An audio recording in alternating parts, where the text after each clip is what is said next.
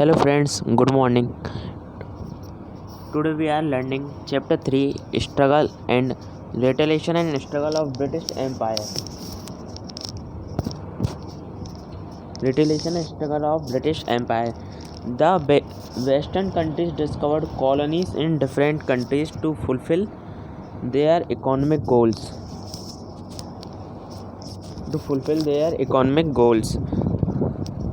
And later on to set up their empire at these places.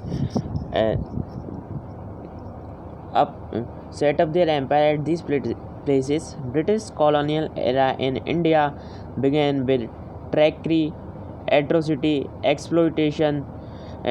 From ancient times India was a prosperous nation. मतलब जब वो western countries थे उन्होंने अपने आर्थिक उद्देश्यों को पूरा करने के लिए अलग अलग देशों में उपनिवेश बनाया और बाद में उसमें अपना साम्राज्य स्थापित कर लिया। जैसे वो किसी देश में गए तो वहाँ पे ट्रेड करने लगे। ट्रेड के साथ साथ उन्होंने जैसे ट्रेड करने लगे तो वहाँ रहने लगे धीरे धीरे अपने ट्रेडर्स को बुलाया, अपनी जनसंख्या बढ़ाई, फिर धोखाधड़ी करके वहाँ का जो रूलर होता था उसको धोखाधड़ी करके और उससे उसका राज्य छीन लिया करते थे।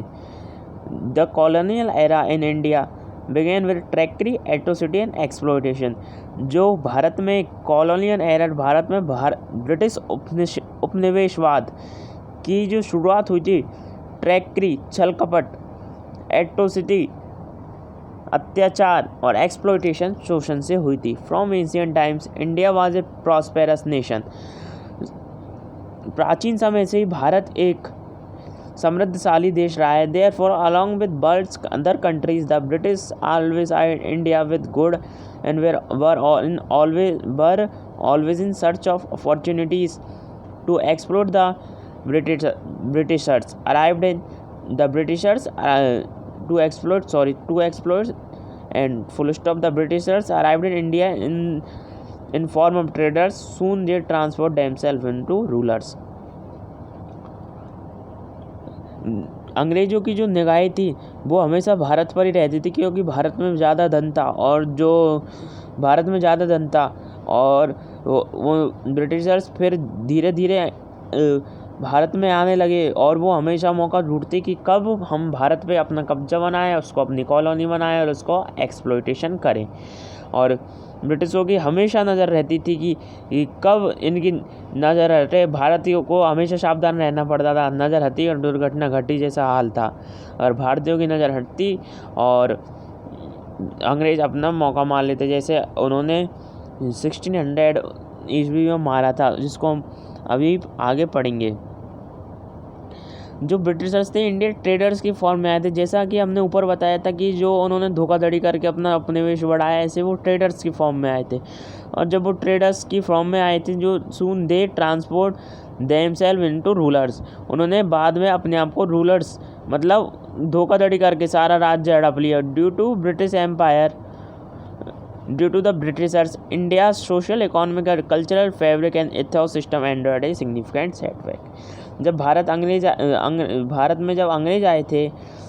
जब भारत आए थे, जो उन्होंने अपनी संस्कृति का प्रसार किया। और वो आए क्यों थे? भारत का एक्सप्लॉयटेशन करने के लिए, इकोनॉमिक रूप से। अब वो इकोनॉमिक रूप से जब भारत का एक्सप्लॉयटेशन करना चाह रहे थे तो बहुत अपना धर्म का प्रसार कर रहे थे। लोगों को हिंदू से ईसाई, मुस्लिम से ईसाई, उनका धर्म परिवर्तन करवा रहे थे लगातार, जो भारत को उससे एक सिग्निफिकेंट सेटबैक, भारत की जो संस्कृति थी, अर्थव्यवस्था थी, सबको सिग्निफिकेंट सेटबैक मतलब एक धक्का सा लगा। अब हम आगे चलते हैं। Spirit of independence from 1757 to 1857।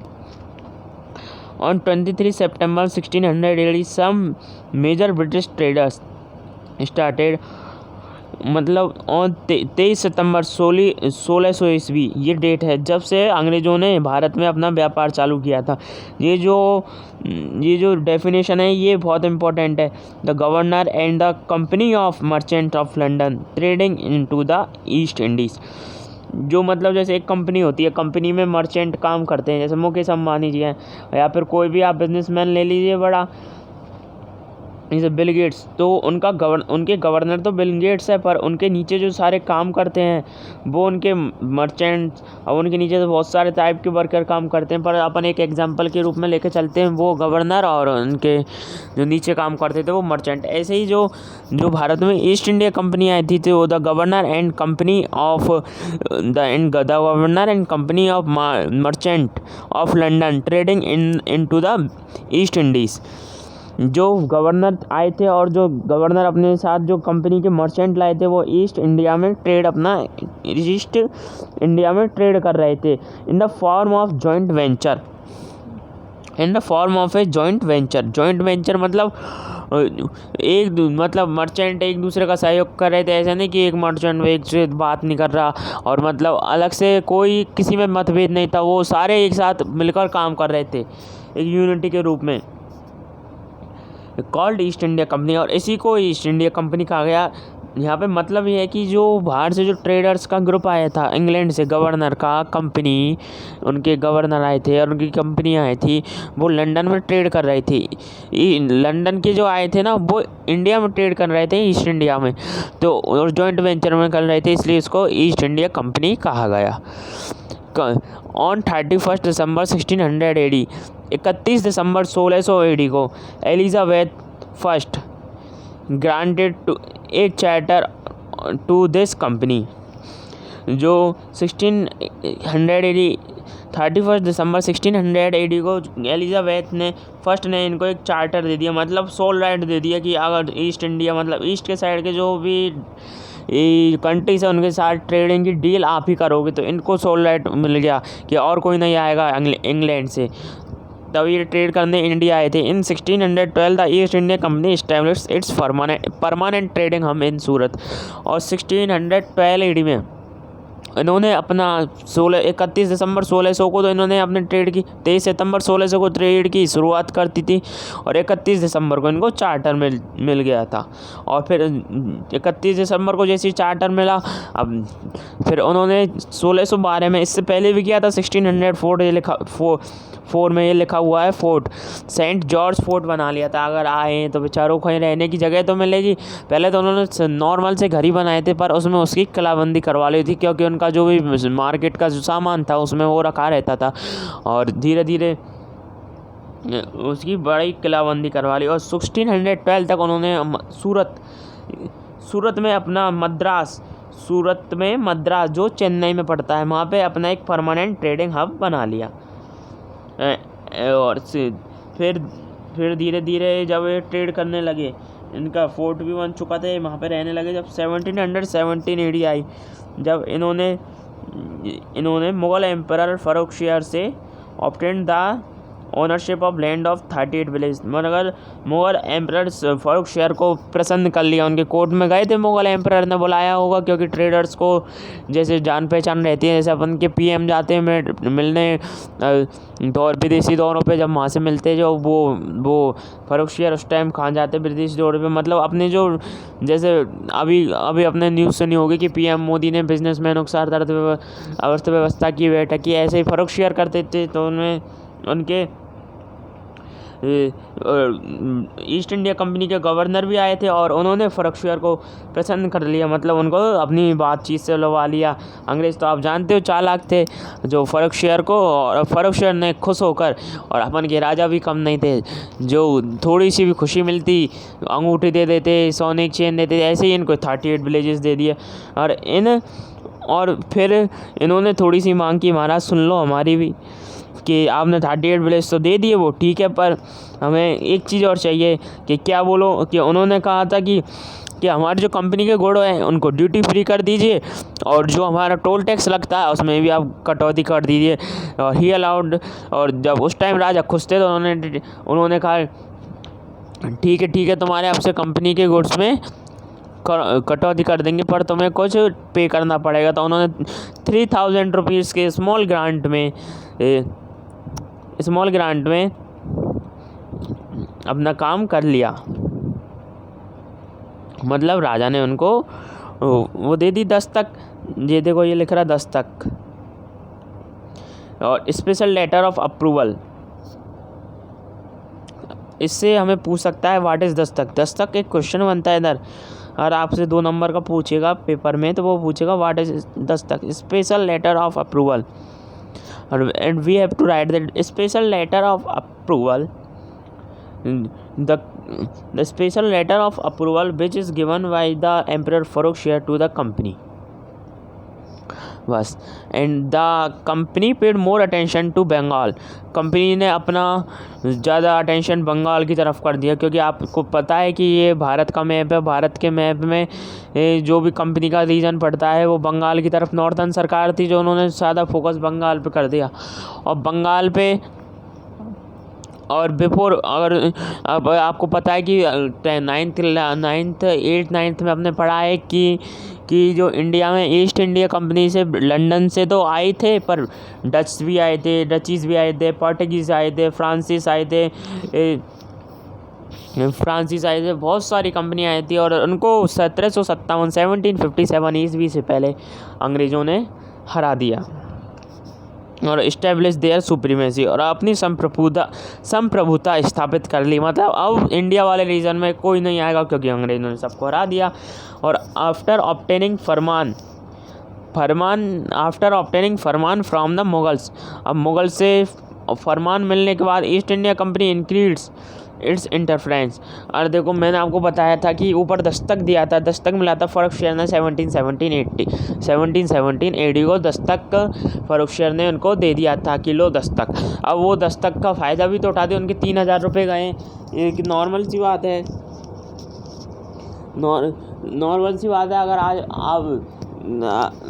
बात है, अगर आपके किसी चीज़ में पैसे लगे हैं तो आप उसका फ़ायदा भी उठाओगे। तो अंग्रेज़ तो वैसे ही बहुत चालाक थे, उन्होंने इसका फ़ायदा कैसे उठाया, जैसे खुद के लिए टैक्स फ्री करवाया था, वो तो दस्तक एक पेपर के फॉर्म में था। अब जैसे खुद का तो सामान निकल गया, पर पीछे जो भी अलग इंडियन ट्रेडर आ रहे हैं उनसे कहा, जैसे 100 रुपीज़ टैक्स है तो उनसे कहा कि तुम मुझे 50 रुपये 25 रुपये जो भी वो मांगते थे वो दे दो, और तुम्हारा कम में ही काम हो जाएगा, और ये दस्तक लो और आगे हमें इसे दे देना है। ऐसे कर करके इन्होंने बहुत ये काफ़ी हद पार कर दी। फिर जो मुगल्स थे, मुगल्स के टैक्स में कमी आ गई। इन्होंने इतना किया कि उनके टैक्स में कमी आ गई, और फिर उस पर प्रभाव पड़ने में लगा। और उन्होंने बंगाल में जब उसी टाइम पे 1756 10 April 1756 AD, nawab of Bengal Alivardi Khan died on 10 April 1756 AD। His successor Siraj-ud-Dawla became the Nawab, who is the son of his younger daughter. His successor Siraj-ud-Dawla was the son of his younger daughter, या फिर who is the son of his younger daughter, एक ही बात है। मतलब जो नवाब था बंगाल का अलीवर्दी खान, वो 10 अप्रैल 1756 को उनकी डेथ हो गई थी, और उनके सक्सेसर थे सिराज-उद-दौला, जो कि उनकी छोटी बेटी के पुत्र थे, और उन्होंने उनको अपना सक्सेसर चुन लिया, और उनके बाद वो ही नवाब बने। ऑन अदर हैंड शौकत जंग, the governor of Purnia, Shaukat जंग थे जो पूर्णिया के गवर्नर थे। अब ये शौकत जंग कौन थे? शौकत जंग जो हमने पढ़ा था कि ये ऊपर क्या, शौकत जंग ये यंगर डॉटर के वो सिराज-उद-दौला यंगर डॉटर के बेटे, तो शौकत जंग बड़ी बेटी के बेटे होंगे। तो ऐसे इनकी शौकत जंग की माँ का नाम था घसीटी बेगम। क्या था? घसीटी बेगम।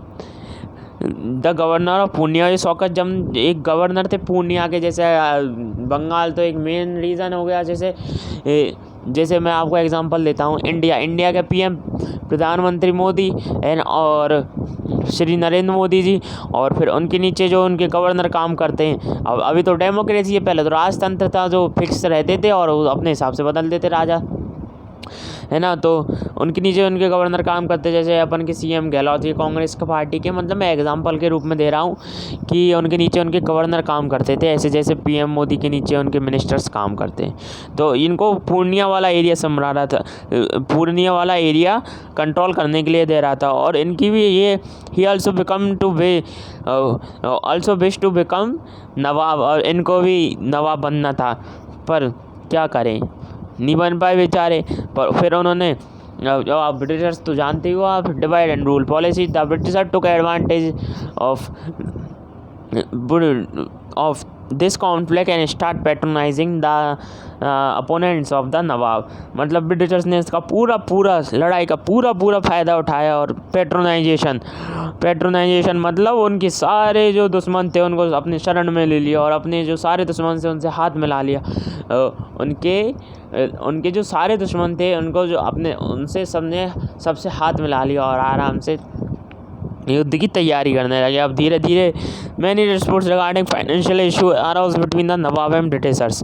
अब उनको तो लड़ाई करनी थी कैसे भी करें। अब के तो ब्रिटिशर्स थे, उनको तो दस्तक मिली हुई थी राजा की, जो वो बंगाल में ज़्यादा इंटरफेयर करने लगे। जब उनके जो नवाब थे सिराजुद्दौला, उन्होंने कहा भाई सब मान जाओ, नहीं माने वो, तो फिर धीरे धीरे इंटरफेयर बढ़ता गया और झगड़ा बढ़ता गया और 23 जून 1757 AD में the battle of Plassey took place. ये बैटल ऑफ प्लासी की इमेज जो आप देख रहे हैं स्क्रीन पे, इमेज से अच्छा याद होता है। बैटल ऑफ प्लासी ऑन 23 जून 1757 कब हुई थी? 23 जून 1757। 23 जून, ये बहुत इम्पोर्टेंट डेट है। 23 जून 1757। अभी आप लिख लेना ये 23 जून 1757।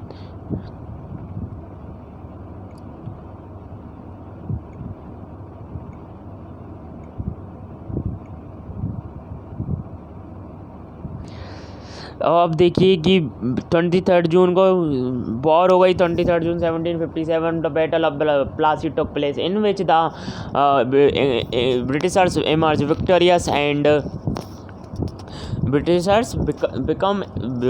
victorious and Nawab was killed। नवाब थे जो उनकी डेथ, उनको मार दिया गया। अब फिर ये शौकत जंग थे, ये गए थे कि भाई साहब मुझे, अब आपको पता है शौकत जंग से हाथ मिलाया था, वो गए थे कि हाँ अब युद्ध जीत गए, अब हमें बनाई है नवाब। ब्रिटिशर्स ने कहा आओ हम आपको नवाब बनाते। जो उन्होंने ब्रिटिशर्स ने इनको नवाब तो बनाया नहीं और इनको उड़ा दिया तलवार से, जाइए लो बन गए नवाब आराम से अच्छी तरीके से। और फिर जो इनके अब ये सिराजुद्दौला भी कम नहीं थे ब्रिटिशर्स से, पर इनकी जो हार हुई थी उसका कारण था कि इनके जो सेनापति थे मीर जाफ़र, उन्होंने ब्रिटिशर्स के साथ हाथ मिला लिया। अब दोनों सेनाएं युद्ध के इमेजिनेशन करिए, दोनों सेनाएं युद्ध के मैदान में खड़ी है। और आप जानते हो कि जब युद्ध होता है, बैटल होता है, जब एक राजा आक्रमण करता है, जो राजा कहता है अटैक, जो पीछे से उसकी सेना भागती है और वो भागता है अटैक करने के लिए।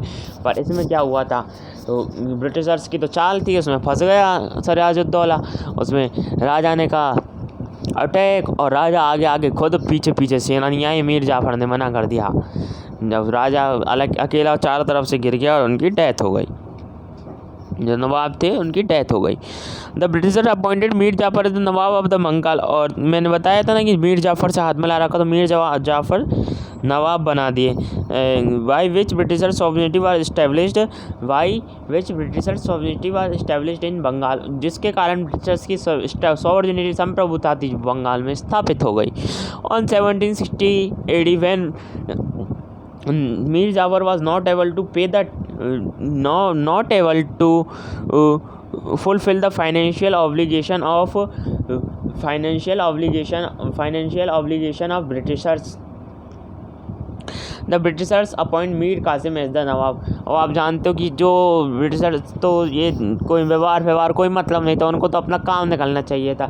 मीर जाफ़र उनको अनेबल हो गए थे, टैक्स फाइनेंशियल उनकी ऑब्लिगेशन थी उनको पूरा करने में, जो उन्होंने मीर जाफ़र को राजा के पद से हटा दिया, वो नवाब के पद से हटा दिया और मीर कासिम को बना दिया। मीर कासिम भी इनके एक वो नवाब के एक एनिमी ही थे।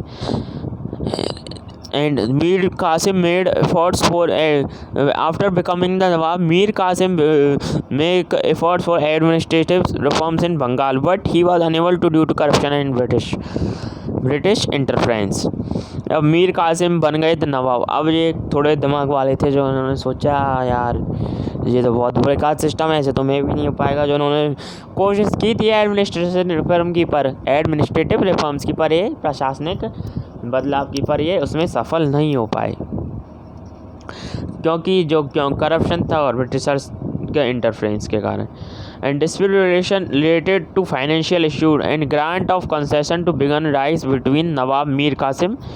और ऐसे ही जैसे पीछे मीर जाफ़र में और ब्रिटिशर्स में हुई थी, वो सिराजुद्दौला उसमें हुई थी, मीर कासिम और इनके बीच में भी ब्रिटिशर्स के जो मतभेद थे के बढ़ गए। और फिर मीर कासिम ने कह दिया कोई तुम्हारा राजपाल नहीं, कोई कुछ नहीं, मैं अकेला स्वतंत्र।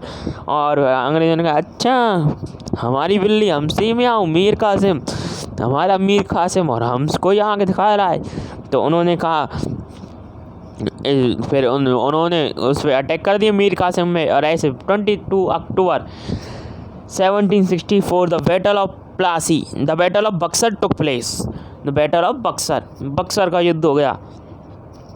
अब इसमें ये भी डेट बहुत इंपॉर्टेंट है, बक्सर और प्लासी, ये कभी कभी एग्जाम में पूछ लेता है। In which the nawab was defeated and Britishers emerge victorious. Nawab defeat हो गए और ब्रिटिशर्स विजयी हुए। The battle prove to be a big blow for the Indians, भारतीय द बैटल, ये प्रूफ का हो गया कि ये बहुत बड़ा ब्लो है, मतलब बहुत बड़ा झटका है भारतीयों के लिए। आफ्टर दिस बैटल ब्रिटिशर्स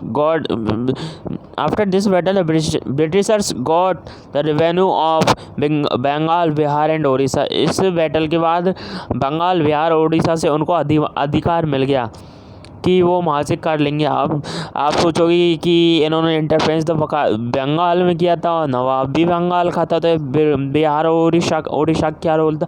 ये जो बक्सर का बैटल हुआ था, इनमें ये तीनों सेनाओं ने अटैक किया था मिलकर, ऑर्गेनाइज आर्मी थी इनकी, बंगाल, बिहार और उड़ीसा। तब भी ब्रिटिशर्स ने इनको धूल चटा दी।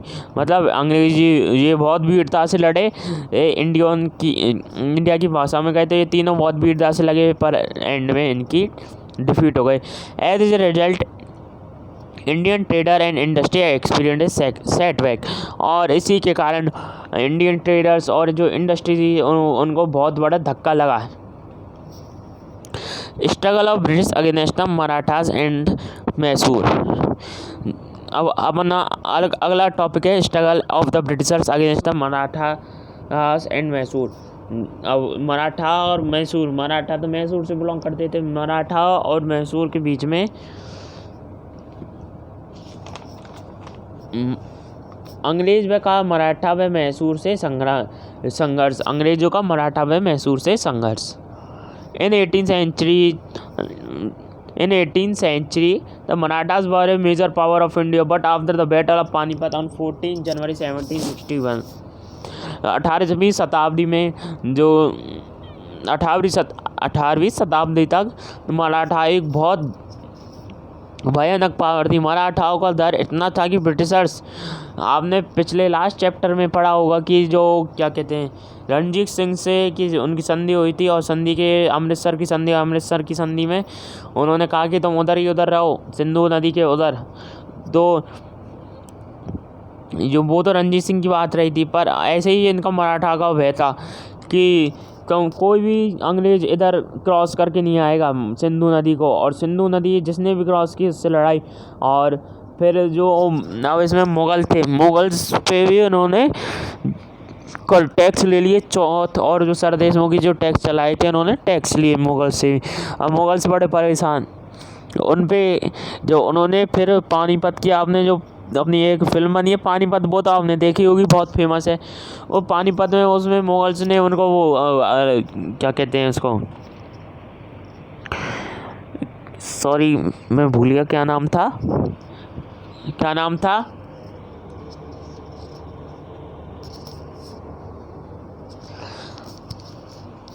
वो बुलाए तो थे अफगानिस्तान से एक रूलर,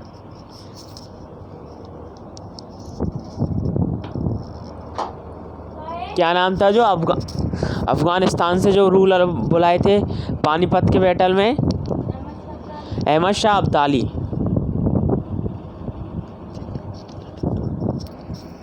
अहमद शाह अब्दाली पानीपत का battle. The Maratha power suffered setback, और उसमें आपको पता है थी इनकी डिफीट हुई और मराठा पावर सफर्ड सेटबैक, उनको भी एक बहुत बड़ा धक्का लगा और मराठा पावर बिल्कुल डाउन हो गई, क्योंकि जो सारे योद्धा थे लड़ने वाले उसमें डेथ हो गई उनकी। Only the Maratha were capable to stopping the Britishers from occupying India, जो मराठा थे उस समय वो ही कैपेबल थे इंडिया को ब्रिटिशर्स राज से बचाने मतलब भारत में ब्रिटिशर्स को रोकने के लिए। Britishers were searching for opportunity to establish their dominating over the Maratha. अब आप जानते हो ब्रिटिशर्स की तो पॉलिसी थी डिवाइड एंड रूल, अब उनको थोड़ी भी अपॉर्चुनिटी मिलती वो जल्दी से अपना साम्राज्य स्थापित कर देते थे, ऐसे इनमें मिल गई। इन 1772 after the death of Peshwa Madhavrao, it's his brother Narayan become the Peshwa, but Raghunath Rao was the uncle of the last previous Peshwa. मतलब अब आप देखिए इसमें ब्रदर ऑफ नारायण, मतलब नारायण हिज माधवराव का भाई नारायण, तो नारायण का भी तो वो अंकल ही हुए, जो नारायण के अंकल थे वो भी बनना चाहते थे। और ये बढ़िया मौका मिला ब्रिटिशर्स को। The British got a chance to divide the Maratha kingdom, और Britishers got a chance to divide Maratha kingdom on 6 March 1775 AD। Treaty of Surat took place, Surat की संधि हो गई थी। ये देखिए Maratha against Britishers, struggle against the Britishers, ये रहा मराठा और ब्रिटिशर्स का स्ट्रगल। ये रहा मराठा, ये लड़ रहे ये तलवारों से। मराठा जब तक तलवार लेके पहुंचते जब तक ब्रिटिशर्स ये गन से दूर से ही ख़त्म। ये देखो इधर इसमें कोई भी अंग्रेजों का नहीं गिरा और ये मराठा हो गए। ये देखो टुक place between the Britishers and the Raghunath Rao. अब इसमें क्या हुआ था, जो सूरत की जो संधि हुई थी इसमें the treaty of took place on 6 March 1775। ये आपको जो ट्रिटी आएंगी इसमें बहुत सारी ट्रिटीज आएंगी, सारी आपको याद रखनी है और ध्यान रखना। दूसरे इस बार ये बहुत इंपॉर्टेंट टॉपिक है, क्योंकि पिछली बार जो किसान आंदोलन है और वो आ चुके थे, और इसके बाद के जो टॉपिक है मतलब वो आ चुके थे, मतलब इस बार ये आपको मिला के दे देगा। जैसे फर्स्ट एंग्लो मराठा वॉर है, इसके बाद आगे भी वॉर है, जैसे एंग्लो मैसूर वॉर है, इसे मिला के दे देगा। इनमें से क्वेश्चन 100% आएगा इस बार। और आगे एग्जामिनर के ऊपर है, वो दे नहीं दे। So took place between the Britishers and Raghunath Rao, according to which Britishers helped Raghunath Rao in becoming the Peshwa and the Peshwa and the ये तो कहा था कि ब्रिटिशर्स ने कहा था कि हम तुम्हारे पेशवा बनने में मदद करेंगे। फिर ब्रिटिशर्स ने कहा तुम क्या दोगे हमें, तो अंग्रेजों ने मांग लिया था Peshwa grant him half of लगान ऑफ। अब कुछ रीजन्स दे, जैसे basin, Salcete, Surat and Indus Bay ambition of Raghunath Rao and government made by the struggle between the Marathas and British unavoidable। मतलब जो इस प्रकार जो अंग्रेजों के जो उद्देश्य थे वो सफल तो नहीं हो पाए फर्स्ट एंग्लो में, सेकंड एंग्लो मराठा वॉर में वो हो गए थे। Ambition of Raghunath Rao treaty by made by him Bombay. In this way, ambition of Raghunath Rao and the treaty made by him with Bombay government made the struggle between the Marathas and Britishers unavoidable। जब तक उन्होंने बॉम्बे की government मतलब British government, अब आप कहोगे कि ये नॉर्दर्न सरकार तो इधर बंगाल की तरफ पहुंचता है, तो ये बॉम्बे क्या है, अरे ये बॉम्बे उस टाइम ये महाराष्ट्र वाला रीजन और इधर के सारे जो मध्य प्रदेश और पड़ते हैं, जो बॉम्बे वाला वो ही रीजन था। और उस टाइम नॉर्दर्न सरकार भी थोड़ा बहुत रीजन उसमें आ जाता था, या फिर कह सकते हैं कि कुछ पार्ट पे बॉम्बे के पे ब्रिटिश गवर्नमेंट अपना शासन चलाती थी। और ब्रिटिश गवर्नमेंट अपना शासन चलाती और